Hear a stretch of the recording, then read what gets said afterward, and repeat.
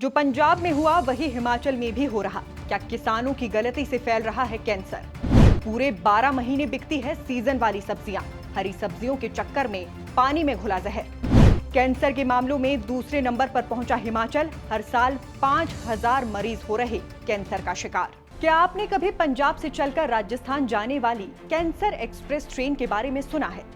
54703 number की ये train Punjab के उन सैकड़ों लोगों की जीवन रेखा है जो हर 20 दिन पर पंजाब के भटिंडा से राजस्थान के बीकानेर में मौजूद आचार्य तुलसी कैंसर संस्थान में अपना इलाज करवाने के लिए जाते हैं। ये सुनने में ही आश्चर्यजनक लगता है कि भारत के सबसे ज्यादा कैंसर मरीज देश की कृषि भूमि पंजाब से आते हैं। तो फिर क्या है पंजाब में कैंसर फैलने के मुख्य कारण, जिसका असर अब हमारे हिमाचल प्रदेश पर भी पड़ने लगा है? और इसमें सबसे ज्यादा परेशान करने वाली बात यह है कि हिमाचल में बिल्कुल पंजाब की ही तरह लंग और ब्रेस्ट कैंसर के अधिकतर मामले रिपोर्ट किए जा रहे हैं। आंकड़ों पर नजर डालेंगे तो आज के वक्त हमारा हिमाचल प्रदेश कैंसर के मामलों में देश में दूसरे नंबर पर आ गया है और प्रदेश सरकार को कैंसर मरीजों का मुफ्त इलाज करवाना पड़ रहा है। तो फिर क्या है पंजाब के बाद हिमाचल में कैंसर फैलने की कहानी? सतलुज के किनारे पर बसा मालवा का इलाका कैसे बन गया कैंसर बेल्ट ऑफ इंडिया? हमारे फल सब्जियों पर छिड़के जाने वाले रसायन कैसे फैला रहे हैं इतनी गंभीर बीमारी? और हिमाचल में फैलते कैंसर के पीछे कैसे जिम्मेदार है पंजाब और हिमाचल के किसान? बात करेंगे तमाम मुद्दों पर। जानकारी पसंद आए तो हमारे YouTube चैनल को सब्सक्राइब जरूर कीजिएगा। सतलुज नदी के दक्षिण और शिवालिक पहाड़ियों के पश्चिम में स्थित पंजाब का एक बड़ा इलाका मालवा क्षेत्र के नाम से जाना जाता है। कभी कपास बेल्ट के नाम से मशहूरियत पाने वाला ये क्षेत्र आज कैंसर बेल्ट के नाम से मशहूर है। मगर मालवा क्षेत्र कैंसर का गढ़ कैसे बना? इसके 3 प्रमुख कारण जान लीजिए। पहला कारण, कृषि रसायनों और कीटनाशकों का ज्यादा इस्तेमाल। दूसरा कारण, भूजल की खराब गुणवत्ता।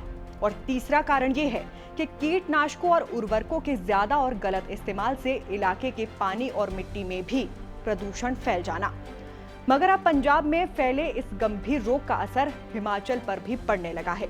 हिमाचल में हर साल करीब 5000 लोग कैंसर का शिकार हो रहे हैं और सिर्फ आईजीएमसी में ही हर साल 2500 से 3000 नए कैंसर रोगी अपना इलाज करवाने के लिए पहुंच रहे हैं। अब हिमाचल में भी कैंसर फैलने के 2 प्रमुख कारण जान लेते हैं। पहला कारण तो है वो हरी सब्जियां जो पंजाब से हिमाचल तक आती हैं। तरह तरह के रसायनों से तैयार होने वाली इन सब्जियों को खाने से हम कैंसर जैसी गंभीर बीमारी की चपेट में आ सकते हैं।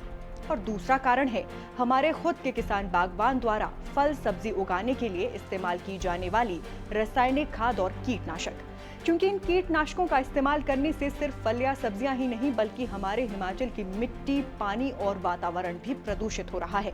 अब आप दर्शकों से हमारा भी एक सवाल है। सड़क किनारे लगी दुकानों से सब्जियां खरीदते वक्त क्या आपने कभी इस बात की तरफ ध्यान दिया है कि जो सब्जियां पहले सिर्फ एक सीजन में ही मिला करती थी, वही सीजनल सब्जियां अब 12 के 12 महीने इन दुकानों के आगे सजी होती हैं और हम अपनी पसंद के अनुसार इनकी खरीदारी भी करते हैं। क्या आपने कभी दुकानदार से ये जानने का प्रयास किया है कि ये सब्जियां कहां से आ रही हैं? क्या आपने कभी इस बात का पता लगाना चाहा कि इन सब्जियों को ऑफ सीजन में उगाने के लिए किस तरह के खाद और रसायनों का इस्तेमाल किया जा रहा है? आज के वक्त इन इंजेक्शन वाली सब्जियों को सिर्फ हिमाचल ही नहीं देश के अन्य सभी राज्यों में भी बेचा जा रहा है और इन्हीं के कारण फैल रहा है जानलेवा कैंसर। आपको बता दें कि फेफड़ों का कैंसर सबसे भयानक और दर्दनाक कैंसर होता है और अब यही लंग कैंसर हमारे हिमाचल में सबसे ज्यादा फैल रहा है।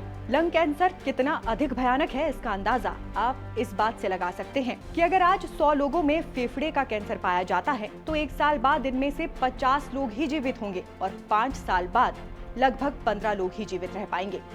इसीलिए हमारी अपने सभी दर्शकों को सलाह है कि दूषित पानी ना पिएं। अगर आपके पास थोड़ी बहुत जमीन है तो अपनी सब्जियां खुद ही ऑर्गेनिक तरीके से उगाएं। शराब की खपत कम करें और धूम्रपान की प्रवृत्ति का त्याग करें। अगर आप इतना सब कर लेते हैं तो आपको कैंसर होने की संभावना स्वतः ही 90% तक कम हो जाएगी।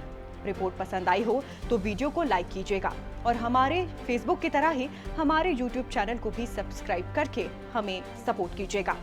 अभी के लिए बस इतना ही। नमस्कार।